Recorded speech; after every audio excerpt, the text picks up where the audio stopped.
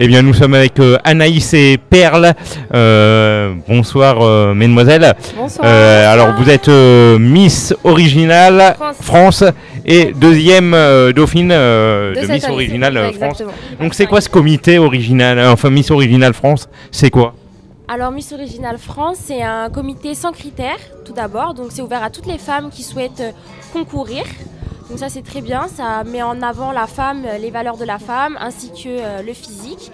C'est ouvert de 17 à 30 ans et voilà, c'est aussi basé également sur la créativité puisque nous avons pu concocter certaines de nos tenues nous-mêmes sur scène, voilà, sur un thème cette année qui était la biodiversité de la Guadeloupe. Alors oui, l'élection a eu le 2 novembre dernier de cette année, du coup 2024, à Lagny-sur-Marne dans le 70 Dauphine, oui. Alors pour ma part, et je pense que pour Perle aussi, ça s'est extrêmement bien passé. Il faut savoir qu'on a eu un cadre où on était très bien entourés, beaucoup de positivité, de l'entraide, que ce soit avec les concurrentes, le comité.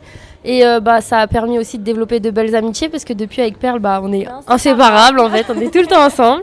Du coup en fait c'est une double victoire parce que du coup j'ai trouvé une amie, j'ai gagné. Ça nous permet aussi de pouvoir se déplacer un petit peu partout parce qu'on va dans des événements. On a déjà le calendrier annuel là, qui commence à se développer un petit peu au fur et à mesure. Donc voilà. Alors chacune des objectifs différents, à vrai dire. Voilà. Alors à vrai dire, moi au début, on m'a contacté en me proposant du coup de participer à la présélection de Miss Originale France. Et de cela, je me suis dit que c'était une belle opportunité de découvrir ce monde des Miss. Et donc par la suite, on a accepté, on s'est retrouvés dans l'aventure, toutes les deux. Donc on s'est rencontrés au mois de mai, si je dis pas de bêtises. Oui. Voilà, au mois de mai, aux présélections. Donc elle a fini deuxième et moi première. On était déjà ensemble. Après, du coup, ça a continué. On est partis en vacances ensemble, 3-4 mois. Après, on a eu les répétitions. On était 8, 6, 9 exactement. Et tout s'est enchaîné en fait, ça a été très très vite et que du positif. Voilà. Alors là, du coup, je pense. Il y a eu plusieurs. Alors, on a eu le test de culture générale, tout d'abord. On a eu la matinée. C'était 20% de la note ou 10% de la note, si je ne me trompe pas. Ensuite, il y a eu l'avis du jury, évidemment. Et puis le public également qui a pu voter pour sa candidate préférée. Exactement. Après, on était aussi notés un petit peu sur tout le long. Sur l'attitude, l'investissement, comment on se comportait, notre manière de parler. On a eu beaucoup de notes et à la fin du coup le jury a remis 3 prix, le prix du public, le prix du coup de la gagnante et le prix aussi du test de culture générale. Et justement on peut y venir. Alors moi je pense que mon originalité elle se ressent par mes origines parce qu'on dirait peut-être pas mais je suis martiniquaise. Voilà, donc je suis la seule blonde chez moi. Mais par mes origines, également aussi par là où je travaille, parce que je suis coach de foot. Donc je suis 100% dans un monde d'hommes, où il y a beaucoup encore de préjugés sur les femmes très, très masculines, qui sont pas forcément, qui prennent pas soin d'elles, ou qui sont pas de ce monde-là. Donc en fait, je permets de montrer une autre image, et c'est ça aussi que je voulais apporter. Que ce soit au regard des parents qui ont des jeunes filles qui veulent faire du foot et qui ont encore beaucoup de préjugés dessus, ou alors pour donner une autre vision aussi de la femme dans des mondes d'hommes. Et pour toi ? Écoutez, moi tout d'abord j'ai participé au concours Miss Originale France parce que je suis atteinte d'un trouble de l'anxiété qui est la dermatillomanie. Donc voilà, c'est pour ça que je voulais montrer que nos différences font notre force à toutes les femmes, donc voilà. Et puis, je n'ai rien d'autre à dire de particulier. Alors je reviens sur mon originalité, à vrai dire, parce que c'est vrai que j'étais la seule à avoir ce trouble-là, de montrer à tout le monde en fait que vraiment nos différences, même des personnes anodines qui ont des choses difficiles dans leur vie, peuvent se surpasser à travers un concours. Oui. Alors franchement, on a la chance, on a une très très belle équipe. Que ce soit sur tous les points. Alors moi j'ai eu la chance, c'est que j'ai évolué à Fleury dans un club professionnel, donc souvent en étant jeune, on allait voir les matchs, donc Fleury PSG, Fleury l'OL, donc les joueuses on a pu les voir, faire des photos, les rencontrer, et c'est vrai que c'est vachement plaisant de les voir à la télé, parce qu'il y a des filles avec qui j'ai joué qui y sont maintenant, donc forcément c'est toujours un plaisir, et franchement de voir tout le soutien qu'il y a eu derrière l'équipe féminine, ça prouve encore une fois qu'il y a quand même du progrès dans ce monde-là, parce qu'avant, pour Paris il y a 10 ans, c'était pas du tout comme ça. Donc franchement, en tant que coach et joueuse, c'est un plaisir de voir que tout augmente et que tout se développe. Alors étant dedans tous les jours, sur les terrains, il y en a toujours beaucoup, malheureusement. Une comparaison, malheureusement, entre les femmes et les hommes. Alors, les comparaisons, pour moi, dans le foot, la morphologie de l'homme et de la femme ne sont pas pareilles. Donc, déjà, le football féminin et masculin, pour moi, c'est pas le même. C'est pas la même chose. On va pas être sur le même développement. Voilà, peut-être plus de réflexion, plus de technique chez les femmes, mais physiquement, c'est incomparable avec les hommes. Et forcément, ça va peut-être en faire réagir certains, mais les performances féminines seront toujours inférieure à celle des hommes de par comment notre corps est composé. C'est comme ça, c'est de la SVT. Ça ne veut pas dire qu'elles sont plus faibles, attention, ça veut juste dire que nous sommes différents. Donc on ne peut pas comparer une femme et un homme pour moi dans le football. Les deux sont deux footballs différents, c'est deux choses différentes à regarder, c'est pas la même analyse qu'il faut faire, mais les deux sont totalement honorables. Nous on aime beaucoup danser. Rigoler aussi, on aime beaucoup rigoler, on est quand même... On est aussi modèle et mannequin aussi. Oui, on fait aussi des défilés, on est mannequin, modèle. Différentes marques. Exactement. NLS Paris, voilà. Lisa Stone. Mais à côté, on fait pas que ça, parce que du coup, nos journées sont plutôt chargées. Parce que moi, je travaille aussi dans un hôtel le matin, donc je m'occupe des clients, de la clientèle, du petit déjeuner. Et puis moi, je suis alternante en BTS SAM, donc support à l'action managériale, c'est assistante manager au sein de la SPIP du Val d'Oise. Donc voilà. Personnellement, j'ai pas forcément réfléchi à cette question. Non plus. J'ai pas réfléchi à la question, mais c'est surtout que franchement là, j'ai pas de personnalité connue à qui je m'identifie. Alors des gens de ma famille, oui, j'essaye de prendre exemple, que ce soit sur mes grands-mères ou ma mère, de par le parcours. Mais des personnalités, j'avoue que j'en ai pas particulièrement, pour ma part. Il y en a plusieurs dans le foot que j'aime beaucoup. Bon, allez-y. Donc. Il y a Wendy Renard, le Summer. Tu connais.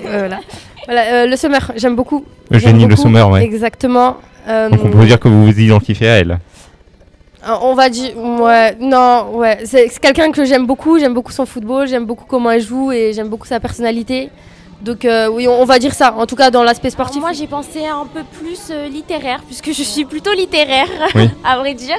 Donc j'ai pensé à Anne Frank, parce que c'est vrai que tout son livre, justement, son journal, c'était très poignant, et vu les circonstances dans lesquelles je vis, les difficultés de la vie et malheureusement tout ce qu'on endure, les femmes de nos jours, et plein d'autres choses, c'est vrai que je me suis plutôt identifiée à elle dans le fait d'écrire, de se confier, d'avoir le besoin de se libérer, de s'émanciper. Donc à travers ce concours, j'ai pu m'émanciper à travers le concours Miss Original France 2025. Voilà. Moi, je pense qu'on parlerait peut-être pas trop de tout ce qu'il y a autour de Miss France, parce que je pense que c'est ce qui est tout le temps redit, répété.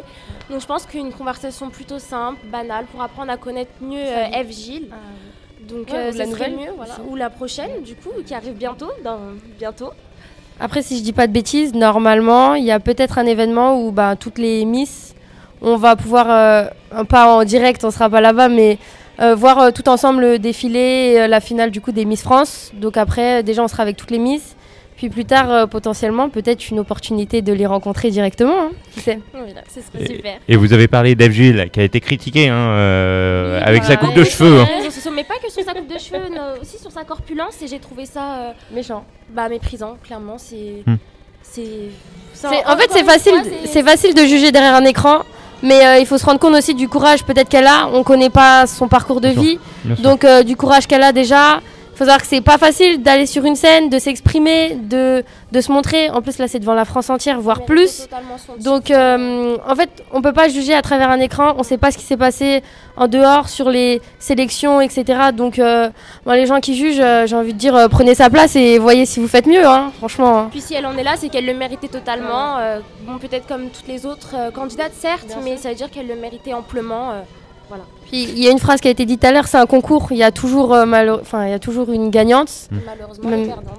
Voilà. Mais on part tous gagnante. Avec un bon souvenir, donc être gagnante. Exactement. Ah, voilà. Défis personnels, professionnels. Défis. Juste défis. Ah, défi. Je te laisse répondre, là, je réfléchis. C'est vrai que pour l'instant, j'ai pas forcément réfléchi à cette question-là. Si je vous dis Koh-Lanta, tiens. Ah non, vous faites très bien d'y penser parce que je compte m'inscrire à Koh-Lanta. Ah ouais? Oui, en plus, vous rigolez, mais je vous promets que c'est la vérité. C'est qu'encore la semaine dernière, mes parents ils me disaient Anaïs, c'est quand tu fais la vidéo, ça va bientôt être fini. Donc, je devrais faire la vidéo cette semaine parce que effectivement, je compte faire Koh-Lanta. J'aimerais beaucoup. D'ailleurs, si vous voyez la vidéo, s'il vous plaît, prenez-moi, faites quelque chose. Non, je rigole. Non, mais justement, pour montrer encore une fois. Et d'ailleurs, il y a eu une footballeuse, hein, je crois. Oui, elle était de mon club de foot. Voilà, elle était de mon club de foot, Julie. Hein, voilà, oui, effectivement.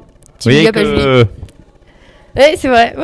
Ouais, mais oui, Koh-Lanta, c'est une expérience que j'aimerais bien faire. Oui. Voilà. Donc prochain défi. Ouais, pourquoi pas Koh-Lanta. Et aller en finale avec les poteaux, enfin sur les poteaux. Alors, vous êtes entraîné. L'orientation, tout. Vous êtes entraîné, vous êtes prêt. Niveau orientation, je suis pas sûre d'être très bonne. Mais après pour le reste, je pense que je suis une très bonne joueuse. Encore quelques mois, etc., pour vous entraîner. Ouais, déjà qu'ils me répondent, s'il vous plaît. Bon, Denis Brognard, si vous la prenez. Denis, s'il te plaît, prends une mise, fais quelque chose. Non. Bon. Et puis moi c'est vrai que je commence tout juste le monde de la mode, le monde du mannequinat depuis seulement juin, puisque nous avons participé à la Fashion Week en fin juin. Ouais, c'est vrai. On a participé toutes les deux, encore main dans la main. Et j'aimerais continuer l'aventure également, continuer ces objectifs-là, tout en réussissant mes études à côté quand même, parce que c'est très important et je ne pense pas non plus vivre de cela. Voilà. Moi personnellement, ma famille vit là-bas et c'est très compliqué à gérer. Tout est extrêmement cher, les salaires ils sont pas forcément plus élevés. Après, il faut savoir, du coup moi j'ai des nouvelles de ma famille là-bas. Je pense que c'est un peu comme partout. Il y a des endroits où c'est plus calme que d'autres. Par exemple, on a vu Volt, exactement, en fait, dans certains coins. Exactement. Par exemple, à l'aéroport, c'est beaucoup. En tout cas, la semaine dernière, des nouvelles que j'avais, il y avait beaucoup de zones compliquées, mais il y a des zones quand même qui sont assez calmes. Donc pour l'instant, ils peuvent encore vivre, enfin pas normalement. Dans tous les cas, c'est pas normal, mais ils peuvent encore avoir un semblant de vie normale, si on peut dire ça comme ça. Mais c'est très compliqué. Il faut faire quelque chose. Ça, c'est clair et net. C'est très compliqué de vivre à l'heure actuelle dans les Antilles. Moi, je voulais juste rajouter que de toute façon, c'est un grand mot. Ça fait bien des années que les Outre-mer sont délaissés de la métropole. Donc voilà, ça c'est clair, net et précis. Voilà. Et étant d'origine réunionnaise et guadeloupéenne, c'est vrai que j'ai de la famille en Guadeloupe, dont ma grand-mère. Et 12 € le pack de lait, c'est vrai que ça commence à faire un petit peu cher. 15 € le steak aussi, s'il vous plaît. Pour une grand-mère, en fait, qui vit de la retraite, des choses comme ça. Donc c'est vrai que déjà qu'en France, l'inflation a déjà bien monté en France métropolitaine. Donc aux Antilles, c'est vrai que c'est encore pire. Donc je peux comprendre les révoltes, mais je pense pas que la violence va résoudre quelque chose. Merci à vous. Merci à toutes les deux. Je vous en prie. Bonne soirée.